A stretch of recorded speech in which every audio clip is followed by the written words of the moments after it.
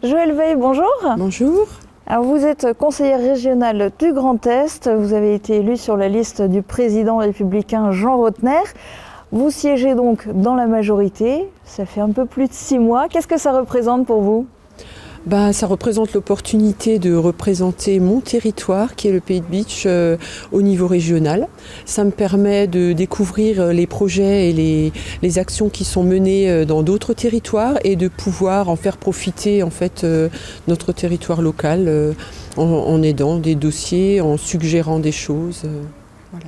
Alors à vos yeux, quelles ont été les principales actions ou les principales décisions de la région Grand Est en 2021 ?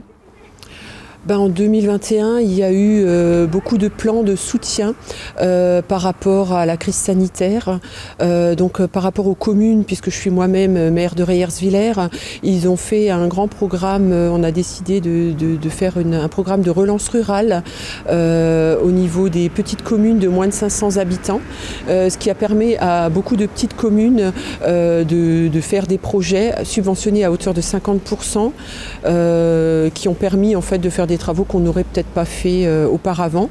Et en fait, c'était des travaux qui devaient être faits avec des entreprises locales, et ce qui a permis aussi cette relance économique. Il y a eu aussi beaucoup de subventions, beaucoup de financements octroyés par la région, dont certains qui vous tiennent peut-être plus à cœur que d'autres. Oui, donc déjà il y a ce programme de relance rurale. Ensuite il y a toutes ces aides aux entreprises, les aides aux associations. Je me suis rendu compte que beaucoup d'associations ne connaissaient pas tout ce type d'aide qui pouvait être octroyé par la région. Et donc du coup, étant moi-même pas mal investie dans le monde associatif, j'en fais profiter beaucoup d'associations, comme l'école de musique par exemple, qui avait eu une aide pour acheter des instruments de musique courant 2021. Pour vous, quels sont les enjeux majeurs de 2022 à l'échelle de la région Grand Est ? Alors pour moi, j'ai été élue vice-présidente de la commission santé à la région. Je suis de profession infirmière libérale. Donc vraiment la santé, c'est un sujet qui me tient à cœur. Et en fait, au niveau de la région, on essaye d'aider par rapport aux instituts de formation en soins infirmiers à ce qu'il y ait. On a l'intention de faire qu'il y ait plus 2000 infirmières, élèves infirmières en plus. Dans les écoles, on essaye d'aider aussi la formation d'aides-soignantes et d'aider les hôpitaux. On a des projets Hôpital 4.0 où on va aider dans l'investissement du numérique dans les hôpitaux. Alors vous l'avez dit, vous êtes vice-présidente de la commission santé, mais ce n'est pas seulement santé, il y a aussi solidarité et citoyenneté. Quels sont les projets dans ces domaines ? Dans ces domaines, c'est justement tout ce qui est aide aux associations, aide à la vie rurale, donc tout ce qui est plan de relance rural, et également tout ce qui est au niveau citoyenneté, c'est tout ce qui est violence faite aux femmes. On tient à cœur en 2022 c'est un projet et un sujet qui nous tient à cœur. Donc il y a différentes actions qui sont menées au niveau de la région. Au niveau de la médecine, il y a aussi la télémédecine et notamment un gros projet dans le Pays de Bitche. Vous en dites quoi ? Justement, je suis en train de mettre en place des réunions avec la communauté de communes du Pays de Bitche pour ce projet de déploiement de la télémédecine. La région a une feuille de route santé avec différents programmes d'aide, notamment pour l'acquisition de chariots pour faire de la télémédecine dans les maisons de retraite et dans les maisons pour handicapés, des choses comme ça.